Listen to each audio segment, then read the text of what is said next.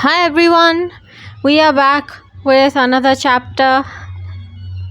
Oh my god, I'm not over the fact that Annabeth kissed Percy. You have no idea how long I've been waiting for that. Annabeth kissed Percy. Annabeth kissed Percy. But yes, that was in the previous chapter. In this chapter, all we know is Percy is, I guess, not in the volcano anymore. I think he's out somewhere. But does Annabeth find him? Is he safe? We don't know. So we are going to find out. So let's get started with chapter 12. I take a permanent vacation. Oh, I wish I could take a permanent vacation, Percy. I woke up feeling like I was still on fire. My skin stung, my throat felt dry as sand. I saw blue sky and trees above me. I heard a fountain gurgling and smelled juniper and cedar and a bunch of other sweet-scented plants. I heard waves too, gently lapping on a rocky shore. I wondered if I were dead, but I knew better. I'd been to the land of the dead, and there was no blue sky. I tried to sit up, but my muscles felt like they were melting. Stay still, a girl's voice said. You're too weak to rise. She laid a cool cloth across my forehead. A bronze spoon hovered over me, and the liquid was dribbled into my mouth. The drink soothed my throat and felt a warm chocolatey aftertaste. Nectar of the gods. And the girl's face appeared above me. She had almond eyes and caramel color hair, braided over one shoulder. She was 15? 16? It was hard to tell. She had one of those faces that just seemed timeless. She began singing and my pain dissolved. She was working magic. I could feel her music sinking into my skin, healing and repairing my burns. Who? I croaked. Shh, brave one. Rest and heal. No harm will come to you. I am Calypso. Yay! We meet Calypso. The next time I woke up, I was in a cave. But as far as caves go, I'd been in a lot worse.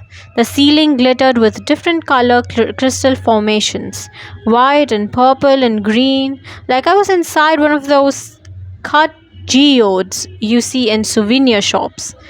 I was lying on a comfortable bed with feather pillows and white cotton sheets. The cave was divided into sections by white silk curtains. Against one wall stood a large loom and a harp. Against the other wall were shelves neatly stacked with jars of fruit preserves. Dried herbs hung from the ceiling, rosemary, thyme, and a bunch of other stuff. My mother could have named them all. Mothers do know, yes. Trust me when I say this, I cannot cook. Also, half of the things I misname and my mother has to tell me, kid, that is not how you say it. At least she prevents me from being a laughingstock in front of others. There was a fireplace built into the cave wall and a pot bubbling over the flames. It smelled great, like beef stew. I sat up, trying to ignore the throbbing pain in my head. I looked at my arms. Sure, they would be hideously scarred, but they seemed fine. A little pinker than usual, but not bad. I was wearing a white cotton t-shirt and cotton drawstring trousers that weren't mine. My feet were bare. In a moment of panic, I wondered what had happened to Riptide, but I felt in my pocket, and there was my pen, right where it always reappeared. No one is as loyal as Riptide, I tell you. Not only that, but the Stygian ice dog whistle was back in my pocket too. Somehow it had followed me, and that didn't exactly reassure me. With difficulty I stood. The stone floor was freezing under my feet. I turned and found myself staring into a polished bronze mirror. Holy Poseidon, I muttered. I looked as if I'd lost 10 kilos. I couldn't afford to lose. My hair was a rat's nest. It was singed at the edges like Hephaestus's beard.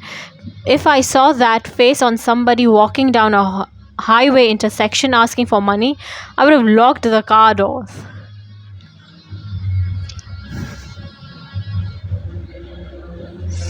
I turned away from the mirror. The cave entrance was to my left. I headed towards the daylight. The cave opened into a green meadow. On the left was a grove of cedar trees, and on the right a huge flower garden. 4 fountains gurgled in the meadow, each shooting water from the pipes of stone satyrs. Straight ahead, the grass sloped down to a rocky beach. The waves of a lake lapped against the stones. I could tell it was a lake because, well, I just could. Fresh water, not salt. The sun sparkled on the water and the sky was pure blue. It seemed like a paradise, which immediately made me nervous. You deal with mythological stuff for a few years, you learn that paradises are usually places where you get killed. He's not wrong. There have been such instances. Many, many such instances. The girl with the braided caramel hair, the one who called herself Calypso, was standing at the beach talking to someone. I couldn't see him very well in the shimmer from the sunlight of the water, but they appeared to be arguing. I tried to remember what I knew about Calypso from the old myths. I'd heard the name before, but I couldn't remember. Was she a monster? Did she trap heroes and kill them? But if she were evil, why was I still alive? I walked towards her slowly because my legs were still stiff. When the grass changed to gravel, I looked down to keep my balance, and when I looked up again, the girl was alone. She wore a white sleeveless Greek dress with a low circular neckline trimmed in gold. She brushed at her eyes like she'd been crying. "Well, the sleeper finally awakes," she said, trying for a smile. "Who were you talking to?" My voice sounded like a frog that had spent time in a microwave. "Seriously, Percy, how do you know that is how a frog sounds after being kept in a microwave? Do you have proof?" "Oh, just a messenger." "How do you feel?" she asked. "How long have you been out?" "Time," Calypso mused. "Time is always difficult here. I honestly don't know, Percy. You know my name. You talk in your sleep." I blushed. "Yeah, I've been told that before." "Yes. Who is Annabeth?" "Oh, a friend." "Seriously, a friend? You guys kissed. And I'm pretty sure you both like each other a lot. Talk to each other. Label yourself."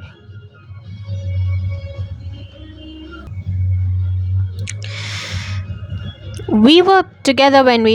Wait, how did I get here? Where am I?" Calypso reached up and ran her fingers through my mangled hair. I stepped back nervously. "I'm sorry. I've just grown used to caring for you." "As to how you got here?" "You fell from the sky. You landed in the water, just there." She pointed across the beach. "I do not know how you survived. The water seemed to cushion your fall. As to where you are in Orgygia. Orgygia. Orgygia. She pronounced it like Orgygia. "Is that near Mount St. Helens?" I asked, because my geography was pretty terrible. Calypso laughed. It was a small, restrained laugh, like she found me really funny but didn't want to embarrass me. She was cute when she laughed. "Percy, no!" Just kidding, it's okay to find people cute. "It isn't near anything, brave one. Orgygia is my phantom island. It exists by itself, anywhere and nowhere. You can heal here in safety, never fear. But my friends, Annabeth and Grover and Tyson? She said. Yes, I have to get back to them. They are in danger, I said. She touched my face and I didn't back away this time. Rest first. You are no good to your friends until you heal. As soon as she said it, I realized how tired I was. You're not an evil sorceress, are you? She smiled coyly. Why would you think that? Well, I met Cersei once. She had a pretty nice island too, except she liked to turn men into guinea pigs. Calypso gave me that laugh again.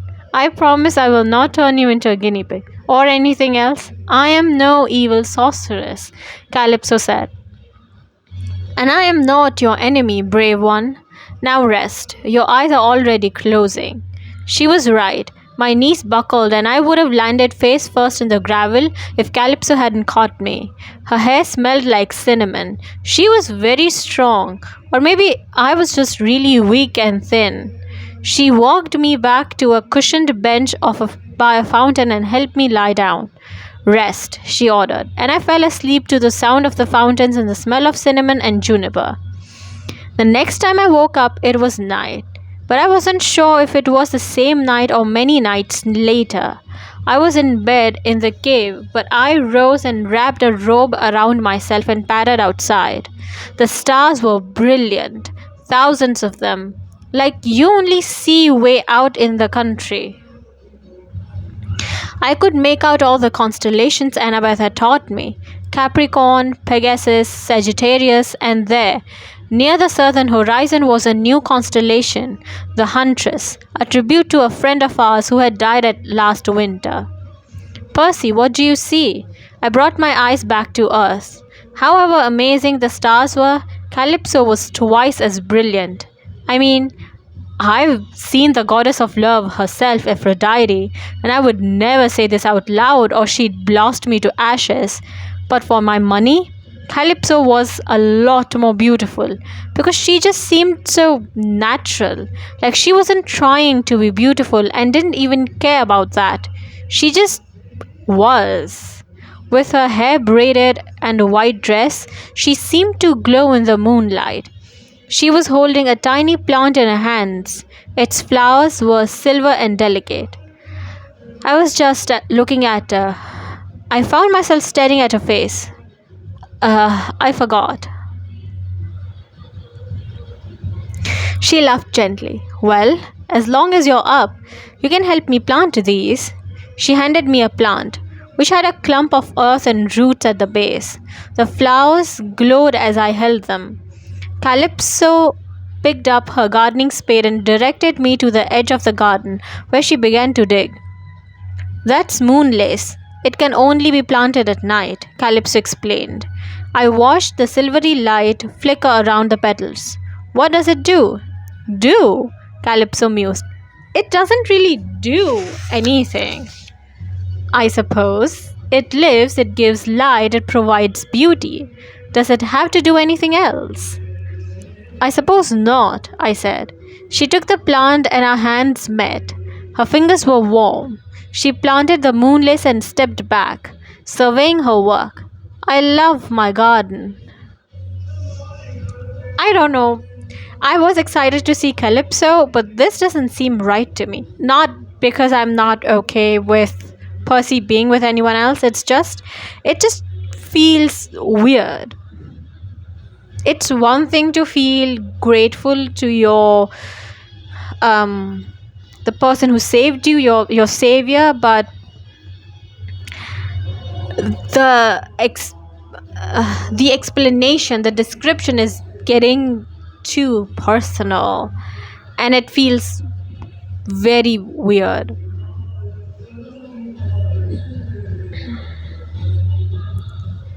So I don't know.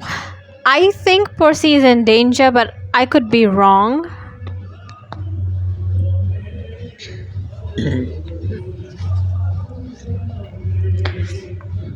It's awesome, I agreed. I mean, I wasn't exactly a gardening type, but Calypso had arbors covered with 6 different colors of roses, lattices filled with honeysuckle rows of grape wines, bursting with red and purple grapes that would have made Dionysus sit up and beg. Back home, my mom always wanted a garden, I said. Why did she not plant one? We live in Manhattan, in an apartment. Manhattan? Apartment? I stared at her. You don't know what I'm talking about, do you? I fear not. I haven't left Ogygia in a long time. Well, Manhattan's a big city with not much gardening space. Calypso frowned. That is sad. Hermes visits from time to time. He tells me the world outside had changed greatly. I did not realize it had changed so much you cannot have gardens. Why haven't you left your island? It is my punishment. She looked down. Why? What did you do? I? Nothing. But I'm afraid my father did a great deal. His name is Atlas. The name sent a shiver down my back. I had met the Titan Atlas last winter, and it had not been a happy time. He tried to kill pretty much everyone I cared about. Still, I said hesitantly, it's not fair to punish you for what your father's done. I knew another daughter of Atlas. Her name was Zoe. She was one of the bravest person I've ever met. Calypso studied me for a long time. Her eyes were sad. What is it? Are you healed yet, my brave one? Do you think you'll be ready to leave soon? What? I don't know. I moved my legs. They were still stiff. I was already getting dizzy from standing up so long. You want me to go? I'll see you in the morning. Sleep well. Her voice broke. She ran off towards the beach. I was too confused to do anything but watch until she disappeared in the dark. I don't know exactly how much time passed. Like Calypso said, it was hard to keep track on the island. I knew I should be leaving. At the very least, my friends would be worried. At worst, they could be in serious danger. I didn't even know if Annabeth had made it out of the volcano. I tried to use my empathy link with Grover several times, but I couldn't make contact. I hated not knowing if they were all right. On the other hand, I really was weak. I couldn't stay on my feet more than a few hours. Whatever I'd done in Mount St. Helens had drained me like nothing else I'd ever experienced. I didn't feel like a prisoner or anything. I remembered the Lotus Hotel and Casino in Vegas, where I'd been lured into this amazing game world until I almost forgot everything I cared about. But the island of Ogygia wasn't like that at all. I thought about Annabeth and Grover and Tyson constantly. I remembered exactly why I needed to leave. I just couldn't. And then there was Calypso. She never talked much about herself, but that just made me want to know more. I would sit in the meadow sipping nectar, and I would try to concentrate on flowers or the clouds or reflections on the lake, but I was really staring at Calypso as she worked. The way she brushed her hair over her shoulder and the little strands that fell in her face whenever she knelt to dig in the garden. Sometimes she would hold out her hands and the birds would fly out of the woods to settle on her arm. Lorikeets, parrots, doves. She would say good morning to them, ask how it was going back at the nest, and they would chirp for a while, then fly off cheerfully. Calypso's eyes gleamed. She would look at me and we'd share a smile, but almost immediately she'd get that sad expression again and turn away. I didn't understand what was bothering her. One night we were eating dinner together at the beach. Invisible servants had set up a table with beef stew and apple cider, which may not sound all that exciting, but that's because you haven't tasted it. I hadn't even noticed the invisible servants when I first got to the island, but after a while, I became aware of the beds making themselves, meals cooking on their own, clothes being washed and folded by unseen hands. Anyway, Calypso and I were sitting at the dinner and she looked beautiful in the candlelight. You mean you were on a date with Calypso, Percy? I get it. You don't have to brag about it. I want to be on a date with Calypso. I was telling her about New York and Camp Half-Blood. Then I started it's a typo. There's a typo. Started telling her about the time Grover had eaten an apple while we were playing hacky sack with it. She laughed, showing off her amazing smile, and her eyes met. Then she dropped her gaze. There it is again, I said. What? You keep pulling away like you're trying to not enjoy yourself.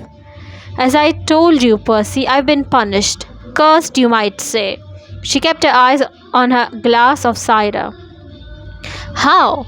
Tell me, I want to help. Don't say that. Please don't say that. Tell me what the punishment is. She covered her half-finished stew with a napkin, and immediately an invisible servant whisked the bowl away. Percy, this island, Ogygia, is my home, my birthplace, but it is also my prison. I'm under house arrest. I guess you would call it that. I will never visit this Manhattan of yours, or anywhere else. I'm alone here, because your father's Atlas. She nodded. The gods do not trust their enemies. And rightly so. I should not complain. Some of the prisons are not nearly as nice as mine. But that's not fair. Just because you're related doesn't mean you support him. This other daughter I knew, Zoe Nightshade, she fought against him. She wasn't imprisoned. But Percy, I did support him in the First War. He's my father, Calypso said gently. What? But the Titans are evil. Are they? All of them? All the time? She pursed her lips. Tell me, Percy, I have no wish to argue with you, but do you not support the gods because they are good or because they are your family? I didn't answer. She had a point. Last winter, after Annabeth and I had saved Olympus, the gods had a debate about whether or not they should kill me. That hadn't been exactly good. But still, I felt like I supported them because Poseidon is my dad. Perhaps I was wrong in the war, Calypso said. And in fairness, the gods have treated me well. They visit me from time to time. They bring me word of the outside world, but they can leave. And I cannot. You don't have any friends? I asked. I mean, wouldn't anyone else live here with you? It's a nice place. A tear trickled down her cheek. I promised myself I wouldn't speak of this, but she was interrupted by a rumbling sound somewhere out on the lake. A glow appeared on the horizon. It got brighter and brighter until I could see a column of fire moving across the surface of water, coming towards us. I stood and reached for my sword. What is that? Calypso sighed. A visitor. As the column of the fire reached the beach, Calypso stood and bowed to it formally. The flames dissipated, and standing before us was a tall man in grey overalls and a metal leg brass, his beard and hair smouldering with fire. Lord Hephaestus, this is a rare honor, Calypso said. The fire god grunted. Calypso, beautiful as ever. Would you excuse us, please, my dear? I need to have a word with our young Percy Jackson. Hephaestus sat down clumsily at the dinner table and ordered a Pepsi. The invisible servant brought him one, opened it too suddenly, and sprayed soda all over the god's work clothes. Hephaestus roared and spat a few curses and swatted the can away. Stupid servants. Good automatons are what she needs. They never act up, he muttered. Hephaestus, what is going on? Is Annabeth? She's fine. Resourceful girl, that one. Found her way back. Told me the whole story. She's worried sick, you know. You haven't told her I'm okay? That's not for me to say. Everyone thinks you're dead. I had to be sure you were coming back before I started telling everyone where you were. What do you mean? Of course I'm coming back. Hephaestus studied me skeptically. He fished something out of his pocket, a metal disc the size of an iPod. He clicked a button and it expanded into a miniature bronze TV. On the screen was news footage of Mount St. Helens, a huge plume of fire and ash trailing into the sky.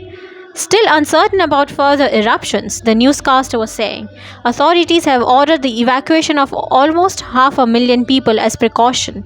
Meanwhile, ash has fallen as far as Lake Tahoe and Vancouver, and the entire Mount St. Helens area is closed to traffic within a 100-mile radius. While no deaths have been reported, minor injuries and illness include. Hephaestus switched it off. You caused quite an explosion. I stared at the blank bronze screen. 500,000 people evacuated. Injuries? Illness. What had I done? The Telkeens were scattered, the god told me. Some vaporized, some got away, no doubt. I don't think they'll be using my forge anytime soon.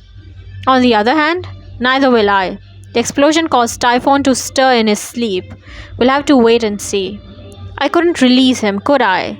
I mean, I'm not that powerful. Not that powerful, eh? The god grunted. Could have fooled me. You're the son of the earth shaker, lad. You don't know your own strength.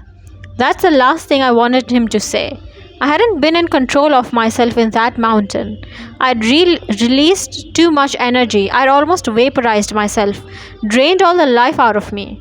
Now I found out I'd nearly destroyed the northwest US and almost woken the most horrible monster ever imprisoned by the gods. Maybe I was too dangerous. Maybe it was safer for my friends to think I was dead. What about Grover and Tyson? I asked. Hephaestus shook his head. No word, I'm afraid. I suppose Labyrinth has them. So what am I supposed to do?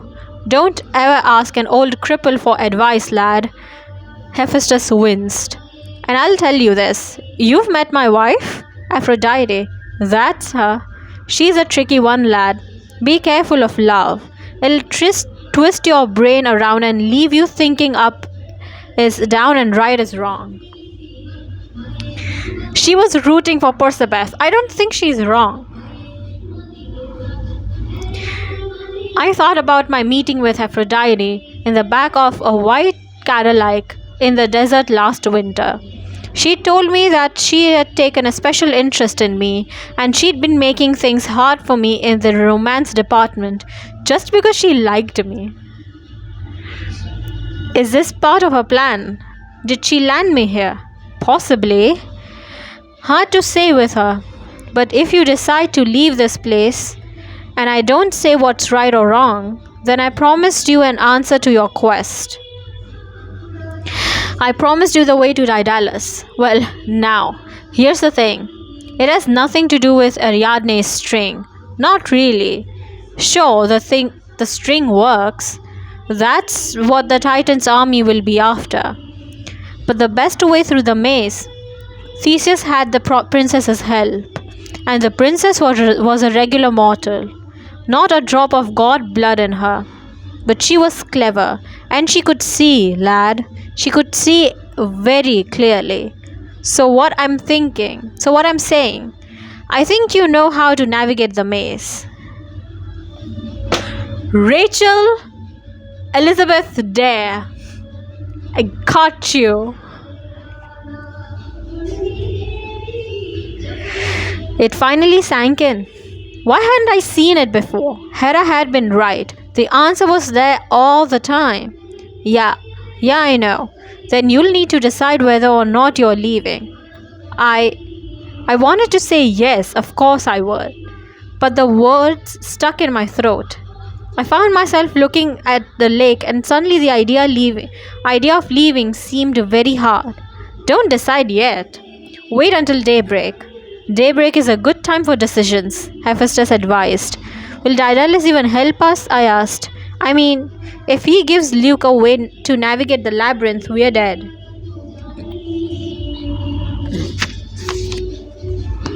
I saw dreams about Daedalus killed his nephew.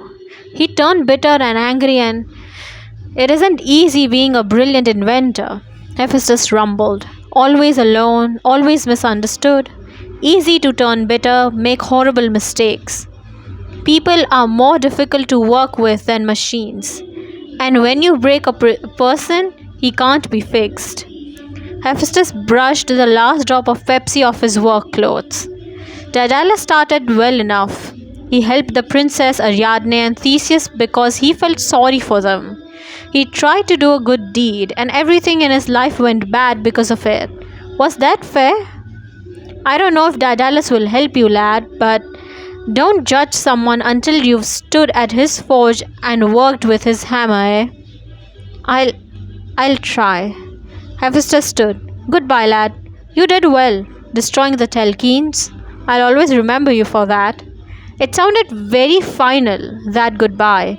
Then he erupted into a column of flame and the fire moved over the water, heading back to the world outside. I walked along the beach for several hours. When I finally came back to the meadow, it was very late, maybe 4 or 5 in the morning, but Calypso was still in a garden, tending the flowers by starlight. Her moonlace glowed silver and the other plants responded to the magic, glowing red and yellow and blue. He has ordered you to return, Calypso guessed. Well, not ordered, he gave me a choice. Her eyes met mine. I promised I would not offer. Offer what? For you to stay. Stay? Like forever? I said. You would be immortal on this island, she said quietly. You would never age or die. You could leave the fight to others, Percy Jackson. You could escape your prophecy. I stared at her stunned. Just like that? She nodded. Just like that. But my friends. Calypso rose and took my hand. Her touch sent a warm current through my body. You asked about my curse, Percy. I did not want to tell you. The truth is, the gods send me companionship from time to time. Every 1,000 years or so, they allow a hero to wash up on my shores.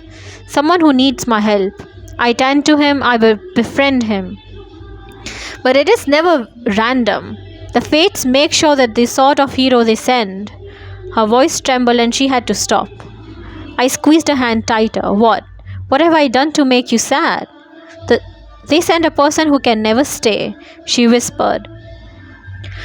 Who can never accept my offer of companionship for more than a little while.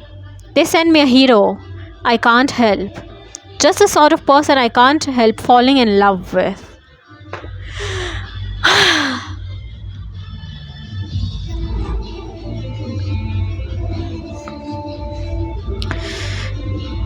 The night was quiet except for the gurgle of fountains and the waves lapping on the shore. It took me a long time to realize what she was saying. Me? I asked. If you could see your face. She suppressed a smile, though her eyes were still teary. Of course you. That's why you've been pulling away all this time. I tried very hard, but I can't help it. The fates are cruel. They sent you to me, my brave one, knowing that you would break my heart. But I'm just me. That is enough, Calypso promised. I told myself I would not even speak of this. I would let you go without even offering, but I can't. I suppose the fates knew that too. You could stay with me, Percy. I'm afraid that is the only way you could help me. I stared at the horizon. The first red streaks of dawn were lightening the sky. I could stay here forever, disappear from the earth. I could live with Calypso with invisible servants tending to my every need. We could grow flowers in the garden and talk to songbirds and walk on the beach under perfect blue skies. No war, no prophecy, no more taking sides. I can't, I told her. She looked down sadly. I would never do anything to hurt you, but my friends need me. I know how to help them now. I have to get back. She picked a flower from her garden, a sprig of silver moonlace. Its glow faded as the sunrise came up. Daybreak is a good time for decisions, Hephaestus had said. Calypso tucked the flower into my shirt pocket. She stood on her tiptoes and kissed me on the forehead. like a blessing. Then come to the beach, my hero, and we will send you on your way. The raft was a 3-meter square of logs lashed together with a pole for a mast and a simple white linen sail. It didn't look like it would be very seaworthy or lake-worthy. This will take you wherever you desire, Calypso promised. It is quite safe. I took a hand, but she let it slip out of mine. Maybe I can visit you, I said. She shook her head. No man ever finds Ogygia twice, Percy. When you leave, I will never see you again. But go, please. Her voice broke. The fates are cruel, Percy. Just remember me. Plant a garden in Manhattan for me, will you? Then a little trace of a smile returned. I promise. I stepped onto the raft. Immediately it began to sail from the shore. As I sailed into the lake, I realized the fates really were cruel. They sent Calypso someone she couldn't help but love. But it worked both ways. For the rest of my life, I would be thinking about her. She would always be my biggest what if. Within minutes, the island of Ogygia was lost in the mist. I was sailing alone over the water towards the sunrise. Then I told the raft what to do. I said the only place I could think of because I needed comfort and friends. Camp Half-Blood. Sail me home. You could have said sail to Anapeth, but okay.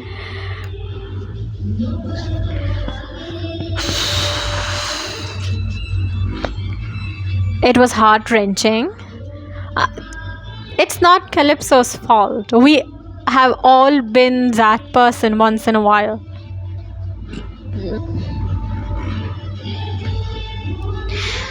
Anyway, thank you so much for watching. This has been a very heavy chapter, a very